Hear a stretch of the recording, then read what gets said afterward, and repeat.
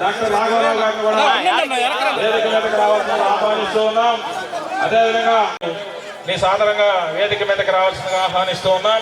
Vishwanathapalli Anandarao sarpanch K పలిపాలెం వారిని సాధారణంగా ఆహ్వానిస్తూ ఉన్నాం. నంబూరు సూర్యనారాయణ అల్లూరు సర్పంచ్ వారిని వేదిక మీదకి రావాల్సిందిగా ఆహ్వానిస్తూ ఉన్నాం. అదేవిధంగా కూడా వేదిక మీదకి రావాల్సిందిగా ఆహ్వానిస్తూ ఉన్నాం. వైఎస్ఆర్ మత్స్యకార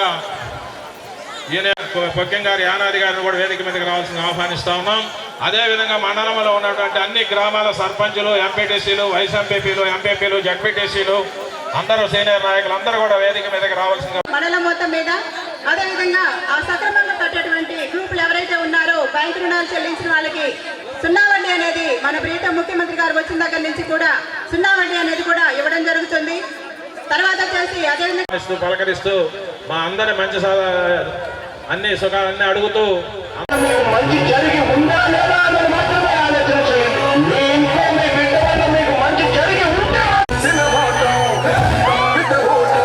అందరికీ విజ్ఞప్తి, అందరూ కూడా ఒక్కసారి తోసుకోకుండా లైన్లో నిలబడి అందరూ కూడా విందున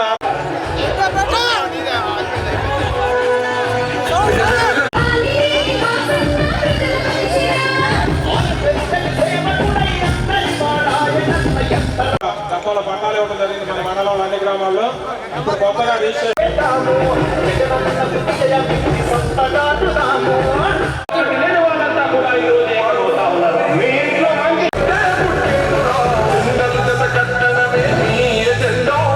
రెడ్డి గారికి, వేదిక ఇచ్చిన డిఆర్డీఏ పీడీ గారికి, వేదిక ఇచ్చిన కొత్తపట్నం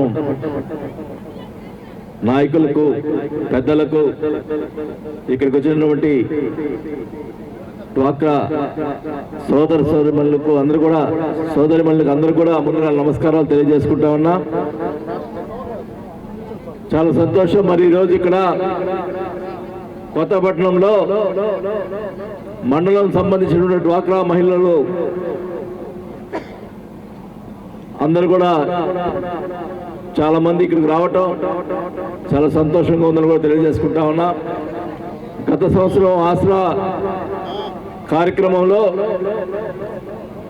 నేను కొత్తపట్నం వచ్చినప్పుడు కనీసం మా వాళ్ళు ఏమీ ఏర్పాటు చేయకపోతే నేను అన్నాను ఆ రోజు, ఏమయ్యా వాళ్ళు పాపం ఎండలో ఉండి వాళ్ళు కనీసం భోజనం కూడా పెట్టకుండా పంపిస్తున్నారు అని ఆ రోజు మాట్లాడటం.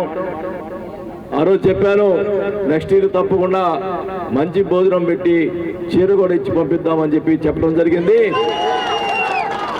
దాని ప్రకారమే ఆ రోజు చెప్పిన మాట ప్రకారం ఈరోజు ఈ కార్యక్రమం పెట్టామని కూడా తెలియజేసుకుంటా ఉన్నాం.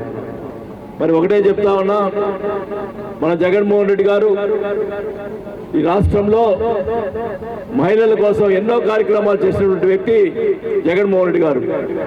గతంలో తెలుగుదేశం టైంలో డ్వాక్రా రుణమాఫీ చేస్తా ఉన్నారు, చేయలేదు. రుణమాఫీ చేయకుండా ఎలక్షన్స్ టైంలో పసుపు కుంకుమ అని చెప్పి 10,000 ఇచ్చి ఓట్లు ఇచ్చే ప్రయత్నం చేశారు.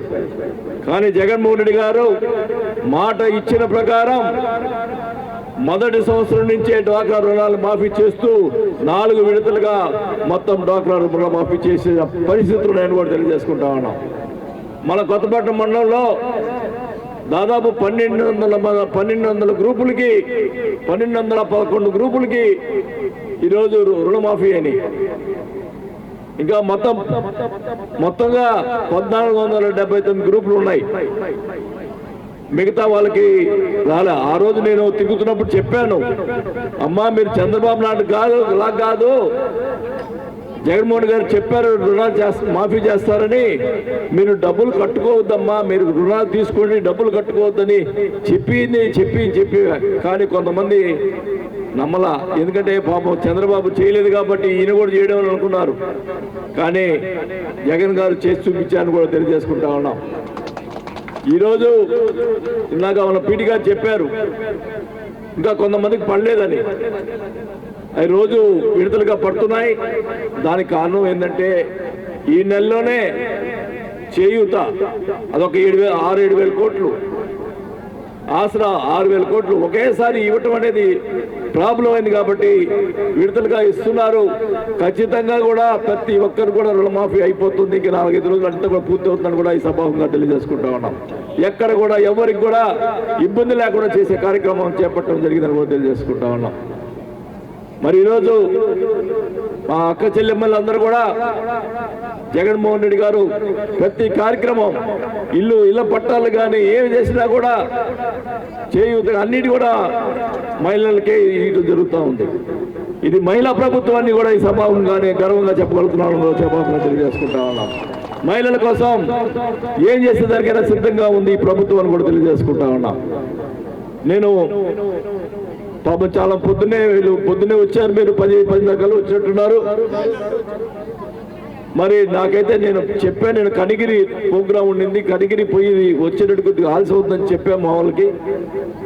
కనిగిరి నుంచి పొద్దునే కనిగిరి పోయి కనిగిరి నుంచి నేరుగా ఇక్కడికి రావడం జరిగింది. మా తెలిసిన వాళ్ళ ఇల్లు గృహప్రవేశం ఉంటే కనిగిరి పోయాం. వస్తా ఉంటే దారిలో అమ్మాయిని ఇంటికి వదిలిపెట్టి వద్దామని చెప్పి అనుకుంటే ఫోన్ చేశారు మన వాళ్ళంతా. మహిళలందరూ కూడా వచ్చినారు, కొత్తపల్లి మహిళలు. మీ సతీమణి కూడా తీసుకురమ్మని చెప్పారు. పాపం ఏం మీటింగ్లు బాదు, ఇదే ఫస్ట్ మీటింగ్ అనుకుంటా నాకు. తీసుకురమ్మంటే సరే అంత మహిళలు ఉన్నారంటే రమ్మంటే వచ్చింది. మళ్ళా మిమ్మల్ని కలుసుకుంటుంది కూడా, ప్రతి ఇంటికి వచ్చి కలుసుకుంటుంది. రేపు ఎలక్షన్కి మీ ఓట్లు అడిగేదానికి అని కూడా ఈ సభాముఖంగా తెలియజేసుకుంటా ఉన్నా. అందరూ కూడా మేము కూడా వచ్చి మిమ్మల్ని అర్థిస్తాం. మరి ఇందాక రాఘరావు చెప్పారు అభివృద్ధి ఏం చేశారు అనేది. ఒకటే చెప్తా ఉన్నా, అందరూ కూడా ఏమంటారంటే కొత్తపట్నం రోడ్ బ్రిడ్జి ఉన్నటువంటిది ఎందుకు పూర్తి చేయలేదు అనేది. అది రాష్ట్ర ప్రభుత్వం బ్రిడ్జి కాదు, అది కేంద్ర ప్రభుత్వం ఇచ్చినటువంటి బ్రిడ్జి. అప్పుడున్నటువంటి కాంట్రాక్టర్ తెలుగుదేశం ప్రభుత్వం ఉన్నప్పుడు పెట్టినటువంటి కాంట్రాక్టర్ వాళ్ళ మనిషి అతను పూర్తి చేయకుండా వదిలిపెట్టిపోయాడు. అయ్యా కేంద్ర డబ్బులు రావాలా, అది రాలా. అయినా నేను 40 లక్షలు ఇచ్చి పెట్టి ముందలుగా రోడ్డు సొంత డబ్బులు పెట్టి చేయించాం. మళ్ళా ఇప్పుడు ఇంకా డబ్బులు రాలేదు కాబట్టి మళ్ళా ఇప్పుడు కూడా తార్ రోడ్డు కూడా ఎంతైనా కానీ ముందర తార్ రోడ్డు వేయడానికి సొంత డబ్బులతోటి మొత్తం 10 రోజుల లోపల మొత్తం కూడా తార్ రోడ్డు వేసి మరి ఇబ్బంది లేకుండా చేస్తామని చెప్పి సభగా తెలియజేసుకుంటా ఉన్నాం.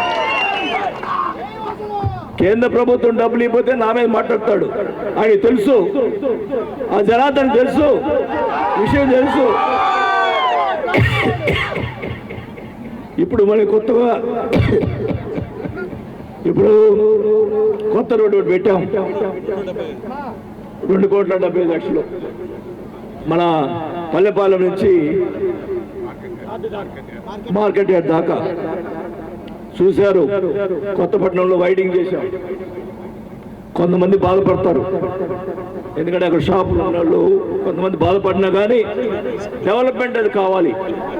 పెద్ద రోడ్డు అయితే డెవలప్మెంట్ అవుతుంది, అందరూ కూడా ఉపయోగపడుతున్న ఉద్దేశంతో రోడ్డు డెవలప్ చేసామని చెప్పి కూడా మా కొత్తపట్నం నాయకులు మేము సగర్వంగా చెప్పుకుంటాము, డెవలప్ చేశారని చెప్పి అందరూ కూడా ఏకపక్షంగా మా వాళ్ళ గ్రూపులు ఉన్నాయి. ఇప్పుడు మట్టి అందరూ కలిసిపోయారు దీంతో.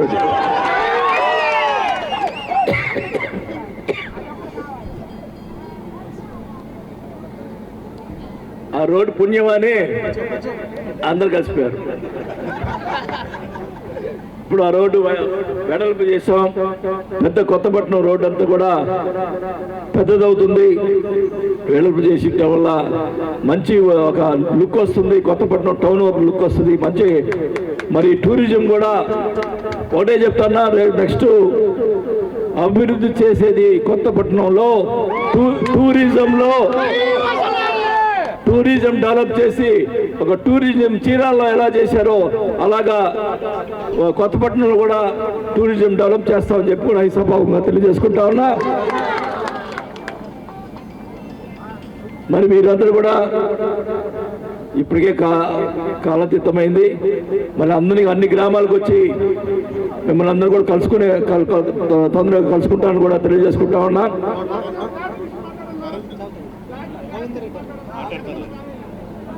జగనన్న కాలనీలు అడుగుతారు. మన వాళ్ళు పాపం పల్లెపాలెంలో అలాగే కొన్ని గ్రామాలు ఉన్నాయి పాదతి. నాకు ఒంగోలు పట్టణంలో 25,000 మందికి పట్టాలు ఇచ్చేదానికి ముఖ్యమంత్రి గారితో మొరబెట్టుకొని తీసుకొచ్చా డబ్బులు 230 కోట్లు మన పట్టాలు ఇస్తున్నాం. అలాగే దీనికి కూడా సంబంధించి కూడా డబ్బులు తేవటం జరిగింది. మీదే ఆలస్యం అని చెప్పి కూడా ఈ సభాముఖంగా తెలియజేసుకుంటా ఉన్నా. మరి ఎక్కడైతే ఇళ్ల పట్టాలు ఇవ్వలేదో వెంటనే దానికి సంబంధించిన రైతులకు డబ్బులు కూడా కట్టేగా ఏర్పాటు చేశాం. అది వెంటనే కూడా పరిష్కరించుకోవాలని కూడా నాయకులు తెలియజేసుకుంటా ఉన్నాం. ఇప్పటికే ఆలస్యమైంది, మీరే లేట్ చేశారు తప్ప మా తప్పు లేదని కూడా తెలుసుకుంటా. ఈ విషయంలో మటుకి పట్టాల విషయం వాస్తవాలు కాదా చెప్పండి. మీరు ఆలస్యం చేయటం వల్లే కొంతమంది పట్టాలు రాలేకపోవడం జరిగింది. అది వెంటనే కూడా పరిష్కారం డబ్బులు కూడా వచ్చి ఉన్నాయి. ఆల్రెడీ నిన్న కలెక్టర్ గారు మన సీఎం ఆఫీస్ నుంచి కూడా ఫోన్ చేసి ఆ డబ్బులు కూడా డైవర్ట్ చేయించాం. కాబట్టి మీరు అది ఉపయోగించుకొని పట్టాలు తీసుకునే ఏర్పాట్లు చేసుకోవాల్సిందిగా తెలియజేసుకుంటా ఉన్నాం. మరి డ్వాక్రా మహిళలకి మొత్తం 1211 గ్రూపులు ఉంటే 1211 గ్రూపులకి ఈరోజు రుణమాఫీ అని ఇంకా 250 గ్రూపులు ఉన్నాయి. వాళ్ళు కూడా రుణమాఫీ కాకపోయినా కూడా వాళ్ళు కూడా రమ్మున్నాం. టోటల్గా ఆ రోజు చెప్పిన ప్రకారంగా అందరికి కూడా 15,000 మందికి కూడా చీరలు పంపించడం జరిగింది. ఎవ్వరు కూడా మిస్ కాకుండా మరి అందరు కూడా ఇచ్చే కార్యక్రమం చేస్తామని చెప్పి కూడా తెలియజేసుకుంటూ మీ విఏఓల ద్వారా ప్రతి గ్రామానికి పంపించి ఇక్కడైతే ఒక చాటు ఇస్తే అంతా కూడా గొడవ జరుగుతాయి, కొట్లాట జరుగుతుంది. కాబట్టి మీ గ్రామంలో మీకు చేరుతాయని చెప్పి కూడా తెలియజేసుకుంటూ ఎక్కడ కూడా ఏ అక్కచెమ్మలు ఒకటే చెప్తా ఉన్నా, ఎవరికి ఏం సమస్య వచ్చినా ఏమన్నా ఆరోగ్య సమస్య వస్తే ఒకటే చెప్తా ఉన్నా, ప్రతి ఒక్కరికి కూడా ఆరోగ్య సమస్య వస్తే మీ ఆరోగ్యశ్రీలో మీకు రాలేకపోతే ముందుగానే నాకు ఇంటిమేట్ చేయండి, నేను పరిష్కరిస్తాను. మీరు అయిపోయిన తర్వాత నితురుతున్న గడపడికి మేము ఆపరేషన్ చేసుకున్నాం సార్, మాకు అక్కడ ఆరోగ్యశ్రీ లేదు, మాకు 4 లక్షలు ఖర్చు అయింది, 5 లక్షలు ఖర్చు అయిందంటే అంత డబ్బు నాకు కష్టమే ఇయటం.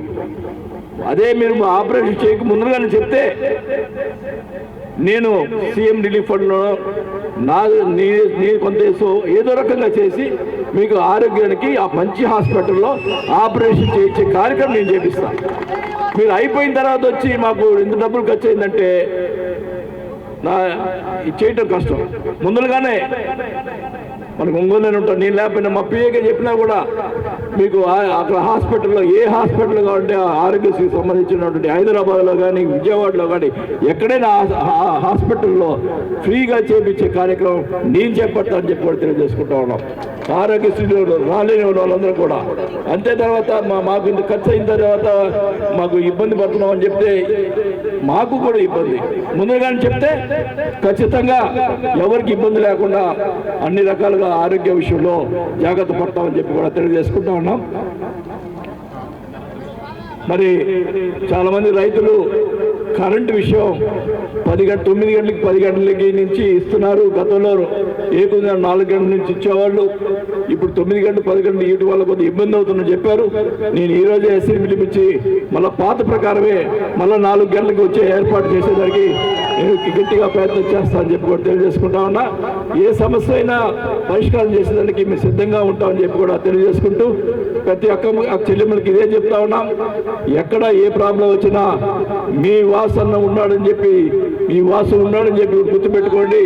ఎవరు నేరుగా ఎవరు వచ్చినా కూడా నేను సమాధానం చెప్తానని కూడా తెలియజేసుకుంటూ నాకు ఈరోజు ఈ అవకాశం ఇచ్చినటువంటి పెద్దలందరూ కూడా నా ధన్యవాదాలు తెలుపుకుంటూ సెలవు తీసుకుంటా ఉన్నాం.